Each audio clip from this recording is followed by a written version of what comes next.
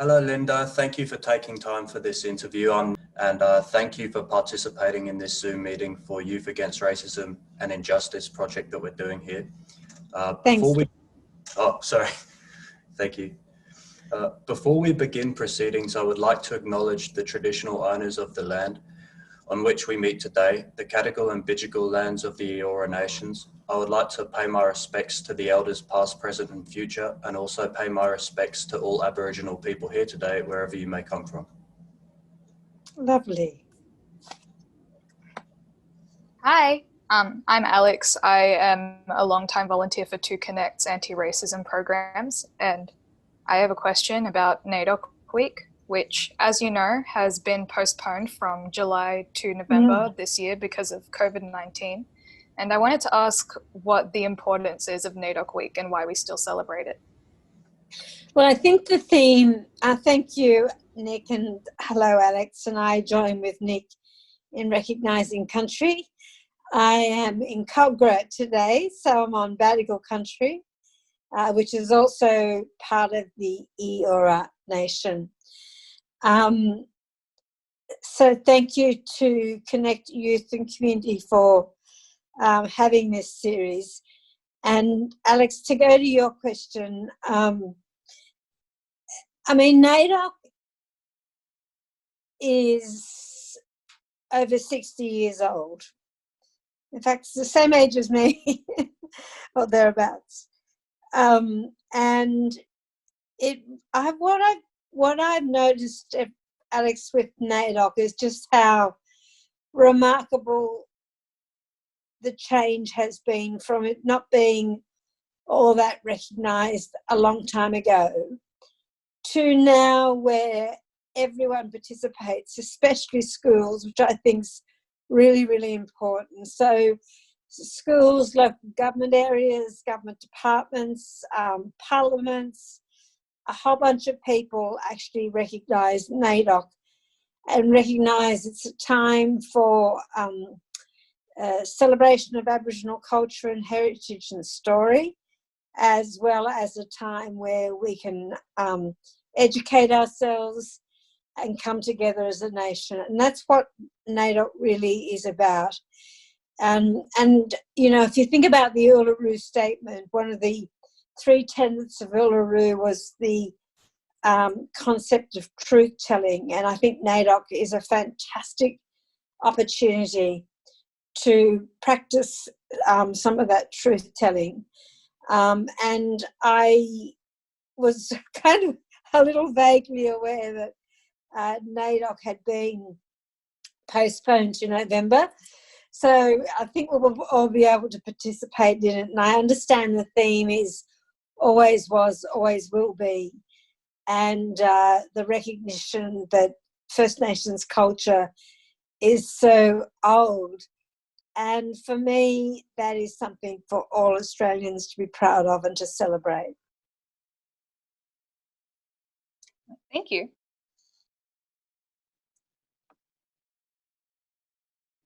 You are the first Aboriginal person to serve in the New South Wales Parliament and the first Aboriginal woman to be a member of the Australian House of Representatives. In what ways do you feel it's important to have Indigenous voices in government? Well, I think it's important to have a diversity of voices in government. It's not been the case in the past. I mean, there was a time not so long ago where only men were in Parliament. That's changing. But having a diversity of views means that parliaments better reflect the community, and that's essentially, I think, what stands behind the importance of diversity. But I think we are a long way from having the diversity that we need in parliaments right across this country. Most parliaments now have openly gay people. But I think there's a long way to go with that, with the recognition of LGBTQI representation. There are very few parliaments with people with a disability. Most parliaments, except for I think maybe South Australia, I know South Australia does have First Nations people, but not enough. So if a parliament is to truly reflect the people that elect parliaments, they need to be diverse. And, the fact that it was 2016 before the first Aboriginal woman was elected to the House of Representatives just underscores how important the points that I'm making are. And I have to say, Nick, that when I stood for Parliament, there were three really motivating factors: female representation, the issue of social justice, and First Nations people in the Parliament. And they are still the main points of motivation for me. So, Linda, so my name is Carl Rogers, and I'm one of the attendances on the anti-racism project. And here are my. So what was your name again? Sorry, my name's Kyle Rogers. Kyle Rogers. Kyle. And I've got some following questions for you. So Sure. So in what areas does the Black Lives Matter movement and how does it relate to anti-racism movements, also relating to Aboriginal and Torres Strait Islander rights? That's a really big question, Carl, and thank you. So obviously the Black Lives Matter movement in Australia really highlighted and focused on the number of Aboriginal people in custody, both juvenile justice as well as the adult prison population. And I don't need to tell you or the people participating today of just how serious the overrepresentation is of Aboriginal people in the criminal justice system. In fact, in some places in Australia, it's almost 100%, and I'm talking about the north of Australia. But what really impacts on that, Kyle, is the number of Aboriginal children that are in statutory out-of-home care. So it's not just people that are locked up, it's kids that have been removed for whatever reasons from their family, not living in community and family. And we know the outcomes for the young, I'm sure you know some people, but the outcomes for those kids is not terrific. So the Black Lives Matter movement really focused in Australia, really brought into focus the overrepresentation, but it also brought into focus the number of Aboriginal people that have died in custody since the Royal Commission into Aboriginal Deaths in Custody, which probably happened before you were born. It finished, it ran from about 87, 88 through to 91. And that examined the death of over, I think it was like something like 300 and something Aboriginal deaths in custody. No criminal charges against police at all.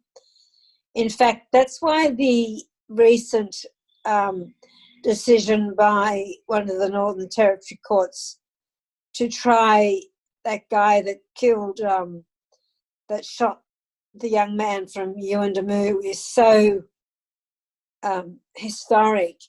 It is the first time, believe it or not, that someone's going to be able to brought to a criminal trial, murder trial actually, for his actions. And that happened at the height of Black Lives Matter, and whether that had an influence or not, it made people think about these issues.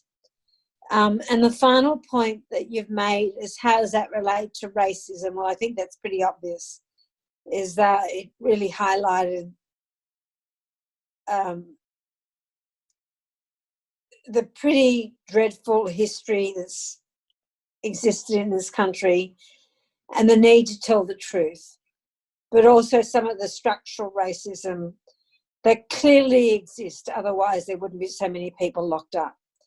So that, I don't know if that answers your question fully, but That's my response to your question, Kyle. My name's Phoebe, and I've recently gotten involved in To Connect, so I'm fairly new at this advocacy for anti-discrimination. Good on you. Oh, thank you. So I've read a bit on your history, and I see that you've been involved in Aboriginal rights movements and campaigning on Indigenous issues for a long while. How far would you say that Australian society has progressed in terms of its treatment of Aboriginal people? And from your observations and perspectives, how has non-Indigenous people's perceptions, sentiment, and understanding of Aboriginal and Torres Strait Islander people changed?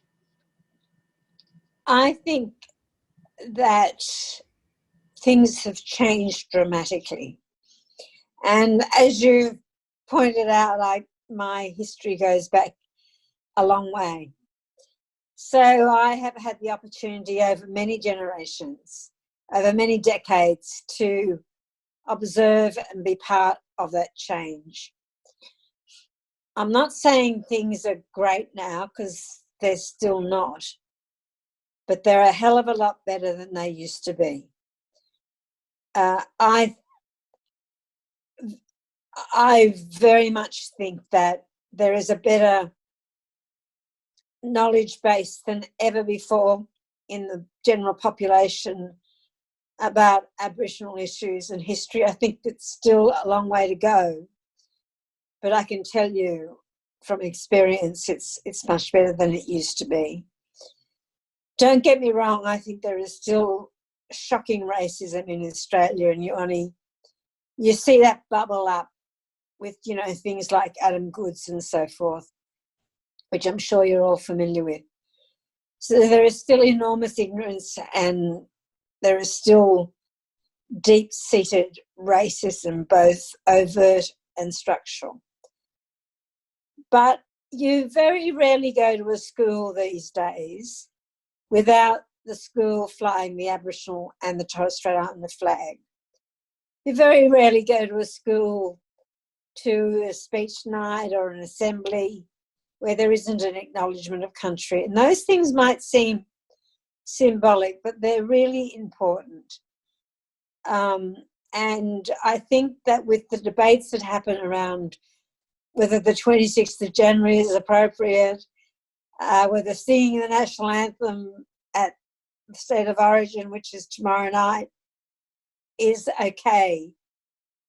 Those debates didn't happen before, and I feel like that sort of the education that you've probably come through and the curriculum that you all have experienced, I would hope explores Indigenous issues or First Nations issues more than it has done in the past. And you go back 15 or 15 years and there was no discussion in the media about Indigenous issues, which is not the case now. And it is not hard to get educated these days for yourself. There are Indigenous playwrights. The person that won the Booker Prize this year was First Nations woman that took out both the Packers Prize and the Archibald were First Nations people. And those things are really important in terms of changing the views of other people. So I think there's been enormous change. There's a long way to go. Don't get me wrong, there's a bloody long way to go, but it's better than it used to be. Thank you for your insightful answer. Yeah, I had a question that you actually somewhat drew upon earlier when you were talking about how there's a debate around the symbols concerning Australia. And it does seem to me that a lot of Australians are somewhat uncomfortable with the past of Australia's history being built on a foundation of imperialism and colonialism. What are your personal thoughts of Australia Day? Should the date be changed or left the same? No, it should be changed. I'm on public record over many years for a change of date. I don't have a particular view about when it should be changed to, but I just think that the celebration of Australia's National Day should not commemorate the first fleet arriving in Australia, because that was a pretty disastrous thing for my people, that's for sure. But I'm also very pragmatic and realistic, Nick, and that is that I don't see the date changing anytime soon. I believe the date should change for all the reasons that many people do. I don't think it's a unifying day. I think it's a day that represents some extremely difficult things for the original owners. But I'm pragmatic enough to understand that there probably isn't an appetite politically for a date change. And remembering that Australia Day has not always been the 26th of January. It has changed a number of times in the last 230 years. But I'm pragmatic enough to understand that it's probably not going to change anytime soon. And so what I encourage people to do on the 26th of January is spend part of the day in deep contemplation about what this really means to First Nations people and what it represents, and to try and, as part of your Australia Day activities, not just to have a barbecue and get drunk, is to actually go to an Aboriginal cleansing ceremony, or depending on what city you come from, there'll be an activity somewhere. In Sydney, there's the Yabun Festival, which is a fantastic event to go to in Victoria Park. It's usually very hot, so you've got to take lots of water and sunscreen, but it's a way of showing respect. You know, I normally go for about an hour or 2 hours, and it's something that you can build into your 26th of January apart from a permanent public holiday. I wanted to ask, so many Australian people remain quite ignorant on events in Aboriginal history as well as modern day Indigenous marginalisation. So what books or films or educational material do you recommend for people to gain insight into these issues? The book that I recommend above everything else is called Dark Emu by Bruce Pascoe. It is revolutionary and easy to read. It's not a very long book, but it really turns on its head the notion that Aboriginal people were hunters and gatherers, and that was about it. So I'd recommend that. I mean, there's just whatever you can get your hands on, really. There's some fantastic Aboriginal comedy on ABC and SBS, and The Yield has just come out. That's the one that won the Booker Prize. I have tried to read it, but I found it very difficult. But, you know, there's just so many poets and so many hip-hop artists which are fantastic. So, you know, I don't need to tell you what to read and what to watch. You use your own networks and your own ideas. All right, thank you. Hello, Linda. My name is Nikita. Yeah, so here is my question. We are now in what it looks to be long recession affecting all the Australians. So what impact do you think will it be on vulnerable and indigenous Australians communities? I think it will be, I mean, a recession's difficult for everybody, but particularly for vulnerable people. which includes a lot of First Nations communities. For Nikita, I think the issue around training and employment is probably where I'd focus my comments in relation to this. And of course, for people like yourself with your age group, which includes a lot of Aboriginal kids as well, it's the idea of having to pay off this debt that you probably don't feel that responsible for, and that's going to go on for a long time. But who knows what it will mean? It will mean the cutting of programs right across the board. It will mean that government will have to trim its sails for many, many, many budgets. And that usually affects Indigenous people and vulnerable people. But I do think that this recession is also going to be incredibly difficult for business. And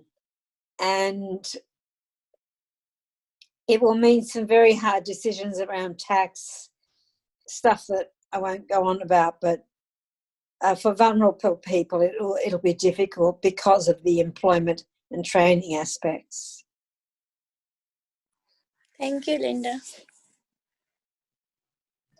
Lastly, wrapping up, to tap into your wealth of experience, you've campaigned for a long time against racism and social injustices towards ethnic minorities. Do you have any advice to us as youth leaders and as individuals on how to effectively campaign against racism? Well, being a part of this network's a pretty good start. So you have made a conscious decision to do something, and I think that that empowers you. And I feel like for young people, and I remember myself at your age thinking there are such big problems in the world and one person can't make a difference. Well, I'm here to say that one person can make a difference, and always remember that, because you can have big sweeping changes and lots of fantastic legislation in the parliament. That's all really good, but the humble acts of individuals is put together brings about change. And don't think that you can't interface with the political process as an individual. You all have a right to cast a vote in Australia. In fact, you have to cast a vote in Australia because it's the law. That's one of the reasons I really like the compulsory voting system. And don't ever underestimate the importance of democracy and your say in democracy. And I don't just mean federally, I mean state and local government as well. So please take that opportunity.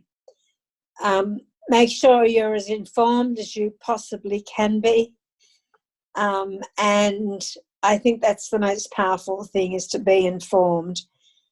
And to participate in the way that you have today. I mean,